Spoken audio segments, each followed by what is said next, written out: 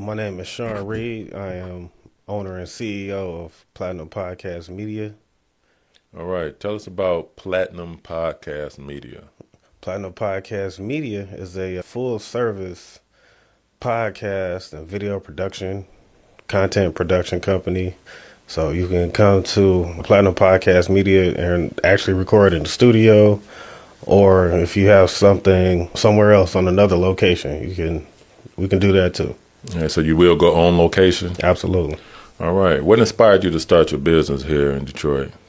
Man, I always wanted my own business. Always, even as a kid, I would sell airheads. I don't know if this is legal now, even though it's been like 20 years, but I don't even know what that is. CDs and DVDs Right, and stuff. Remember Airheads, the candy? Oh, Airheads. Yeah. So Okay. I sell Airheads, the candy, CDs and DVDs and stuff. So I've always kind of had that thought in my mind. And as a youngster, I wanted to be a music producer.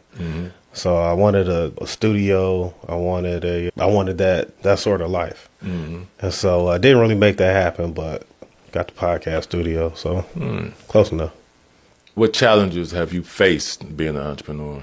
The biggest challenge I faced is, I don't know if it's 1 or 1A, but funding and lack of clientele. Absolutely. Give me a unique lesson that you've learned just in being a business person. So my big thing with having a business, and part of the reason why I have it, is because I want all the smoke. I want all the blame if it goes wrong, and I also want all the glory when it goes right. And not to hog any glory. If I get some help, I'll take some help. But I mean, if it's bad, it's on me to fix it, and I'll fix it. And if it's good, then I was on something. And what I did know was that it's a lot of smoke. It's a whole lot more smoke than I really anticipated. So Tell us about it. Every single decision is your decision, which you already know. But some of the decisions are, okay, do I do this right now? Do I do this? Do I go here and go there? And it's all sorts of decisions that as a 9-to-5 employee, I didn't have to make. How are you marketing your business right now? Mostly social media, Instagram, Facebook, TikTok too. I try to do a little TikTok, but the old man comes out and I get real confused and I don't know what to do on TikTok. Right. But YouTube also. YouTube is another huge resource that I use, but mainly Instagram and YouTube. One thing I was told, also having a studio myself, was one of the best things you can do is do a podcast on podcasting. All right. You know what I mean? If you want to I'm draw gonna do it. clients to you, whether it be about talking about what's going on in podcasting, the ups, the downs, and everything, and you as a podcast studio, you can kind of, what would that be? Like your commercials within the podcast is the studio you have. So that's an idea of what I was told when I first got started. Man, I've been trying to get people to do shows. I've been trying to get a couple people I know to do like this late night comedy show. Idea I had, like, come to the studio. And it doesn't have to be late night. It could be 12 o'clock, but has that late night sort of theme and feel. And I don't know what's going on, man. I can't get them to come through. You don't want to do a solo podcast? I do the Paperwork Party and the Paperwork Party podcast, which is me talking to formerly incarcerated individuals. And Well, that sounds like a podcast that got plenty candidates. right, but it's hard to get people on because they're not comfortable being on camera, even though they may run their mouth all day long. But now it's actually something official, and it's like, man, I don't know, man. I don't know if I feel on camera, man. All this other stuff, and it's like, but you're kind of like naturally a star. Right. It's just, there's no camera in front of you. Like, Right. do the same thing. It's not like you got to change up, and now you have to put on all this extra stuff. Just do what you're already doing. Be yourself. Now it's on camera. Right. I found myself having that issue too. A lot of people, something about the camera that make people nervous. But my interviews are mostly people in business. So it's to their advantage Right. to make themselves seen. So I don't know Right. about a person that's maybe incarcerated, if Formerly. formerly incarcerated, if that's a benefit to them. But I went the business person, entrepreneur route because it's benefiting the person that's actually doing the podcast because For you sure. can use it as content. For sure. You can expose yourself, expose your business, expose your personality. I try to For tell sure. people buy from who they know, like, and trust. Yep. So I have it on Instagram too, and I see all sorts of formerly incarcerated, mostly brothers who are doing all sorts of things. There's one brother whose name I can't think of, but he's got like a footwear company, and it looks like it's kind of killing Right. it. All sorts of stuff, man. not Ed Henning. Yes. Yeah, Yes. that's him. Yeah. Uh-huh. Yeah, I mean, Yeah. But once again, he's an entrepreneur too at the same time. So maybe if you twisted it to maybe ex-incarcerated people, ex-incarcerated entrepreneurs, that's a good idea. Yeah. it's in line with the same thing the podcast is originally about, but it's curved over to people who can use that content. For sure. So Shout out that's to an idea. shout out to my man Cell Time and Capo. They did come through and did some episodes with me. Cell Time is on episode number 2. Okay. So shout out to him. Sale time. Yeah. Okay. Yeah, his name is Marcel, and it's his time to shine. Oh, okay. All So, right. I like that. And I also do the What If It Does Work podcast. Okay. So that is for the entrepreneurs. And, Tell us about that, the thought process in that particular podcast. last time I heard somebody doubt me, it was one of my uncles. And I was talking about what I wanted to do and everything, this whole Platinum Podcast Media thing. And he was like, well, what if that doesn't work? And I'm like, what if it does work? You know what I mean? Just like just hit him with that. Like, what if it does work? And people say, what if it doesn't work all the time? But you never hear, well, what if it does work? So that's what the podcast is about. What if it does work? Just quit the doubts, quit the scared talk. Give it a shot. What kind of guests do you have on that podcast? So far, I've only had my main man. Dang, I forgot it. It was different. In the beginning, it was called How to Execute. So I did have another guest on there, my man Dibs, who was a realtor. I ended up changing it to What If It Does Work. And I had my man Omari on there. He's a writer and filmmaker. So that's been the only 2 so far.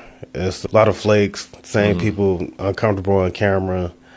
Like I have a best friend who owns an event space. And I'm trying to get her on. She's like, I'm coming. I'm just really busy. Right. So, but I know she is really busy because I do talk to her. But other than that, man, it's a lot of flakes. Yeah, you're going to get that. A lot of flakes. Yeah. And a lot of people who I think when they meet you, it sounds good. Like, oh yeah, I want to do this, I want to do that, and it sounds good. I'm like, yeah, man, we're gonna make these plans. But then when it really comes down to it, they don't really want to do it.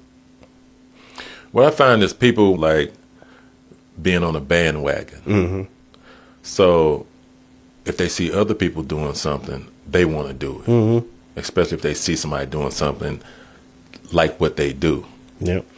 Nobody wants to be the pioneer. They don't want to help you pioneer anything. Right. They want to see it happening. I do that too. Yeah. We all do that. Right. We all have a I'm not tendency. saying me. I'm saying, but that's what they do. They're Right, like, but do we that all too. do have a tendency to do that. You don't want to really get down with a train that's not nobody else is on. Yeah, that's true. It happens in sports. Yeah. You might be a fan of somebody, but you don't really be a super fan until they win in and everybody's a fan. Now you get kind of more interesting, like with the Lions. That's my man. Yeah. So you want to. So that's what I find. Yeah, for So sure. you have to do. You have to. It's always that first round of people that you have to get past before it start getting easier. I mean, some that I stuff just understand. come with. You get a little more popular. You get a little more money. Some stuff just come with that. That's and true. I mean, people come out the woodworks that didn't believe in you before. And so you got 2 options. You can just kind of dismiss them as people that didn't believe in me. Or you can just embrace that, like, okay, now my momentum is kicking up. I'm doing something better. Yeah. So there's two ways to think about that.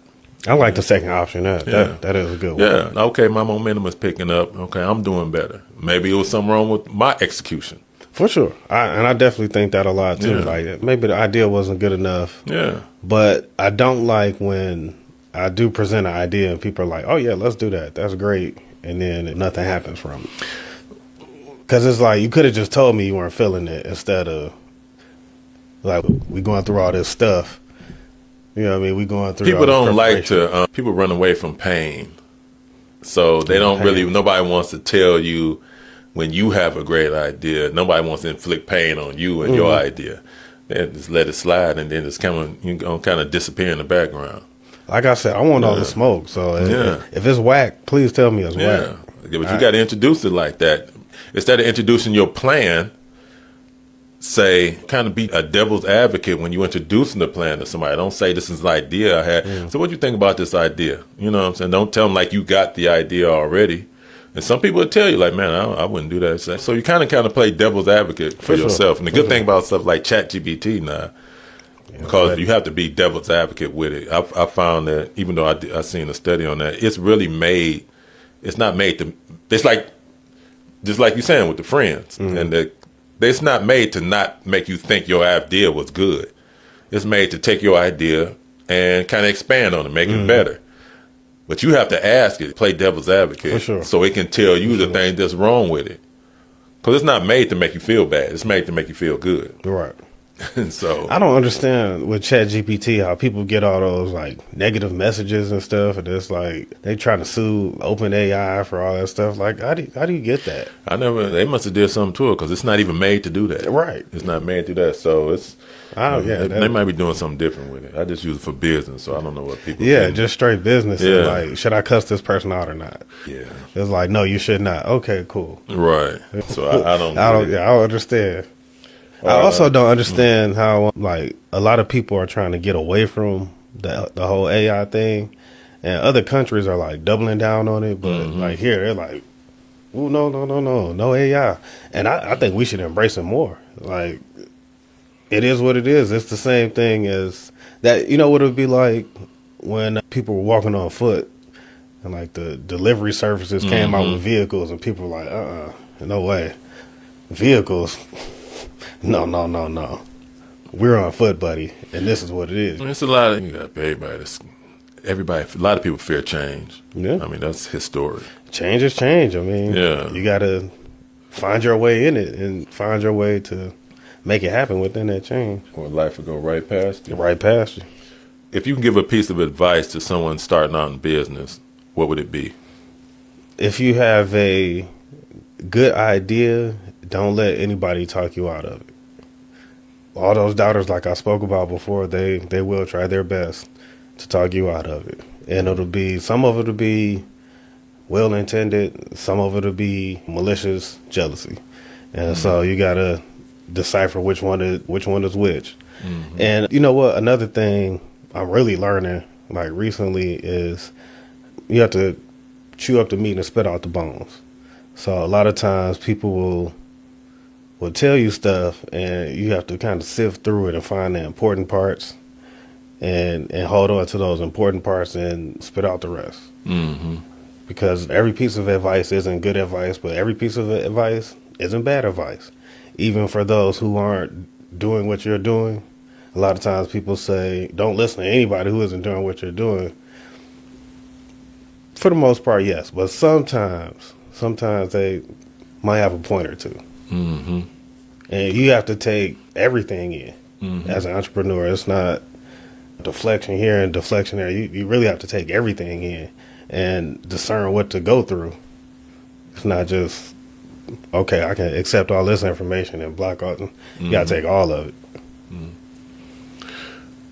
What's an unexpected resource that has been a game changer for your business, if any?